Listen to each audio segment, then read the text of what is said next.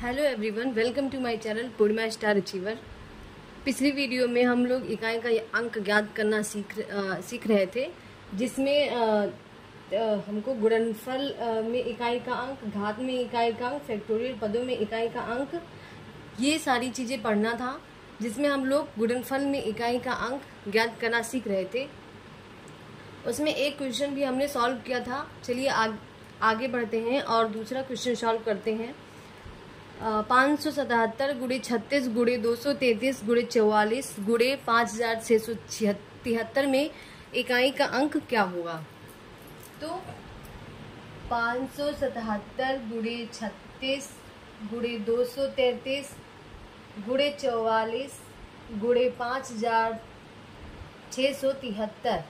तो हमको इस सारी संख्या से नहीं मतलब है, हमको इसके इकाई के अंक से मतलब है। 7 गुणे 6 गुणे 3 गुणे 4 गुणे 3, 7 छंग 42, 3 चौक 12 गुणे 3।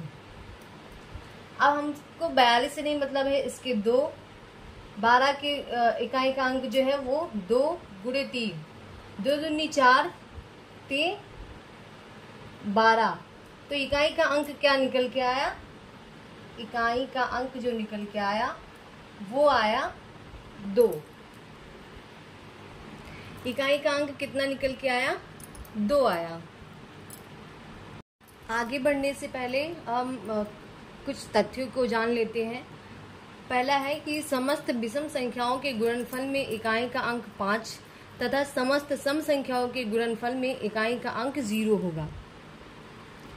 अगर हमको ये तथ्य पता है तो हमको सवाल को हल करने की जरूरत नहीं है, हम वैसे ही आंसर को टिक कर सकते हैं कि समस्त विषम संख्याओं के गुणनफल में इकाई का अंक 5 होता है और समस्त सम संख्याओं के गुणनफल में इकाई का अंक 0 होता है।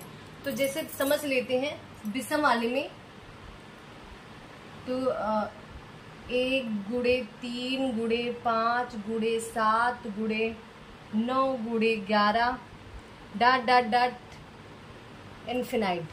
तो हम देख रहे हैं कि 1 गुणे 3 तो 3 हो गया, गुणे 5 तो यहाँ पे 15 हो गया, फिर ये 5 गुणे 7 हो जाएगा तो 35 हो जाएगा।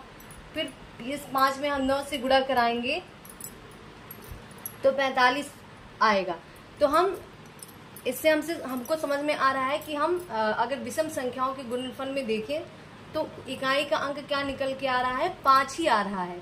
तो इसीलिए ये तथ्य है कि समस्त विषम संख्याओं के गुणनफल में इकाई का अंक 5 होता है तथा समस्त सम संख्याओं के गुणनफल में इकाई का अंक 0 होता है। दूसरा तथ्य है कि समस्त अभाज्य संख्याओं के गुणनफल में इकाई का अंक 0 तथा समस्त विषम अभाज्य संख्याओं के गुणनफल में इकाई का अंक 5 होगा।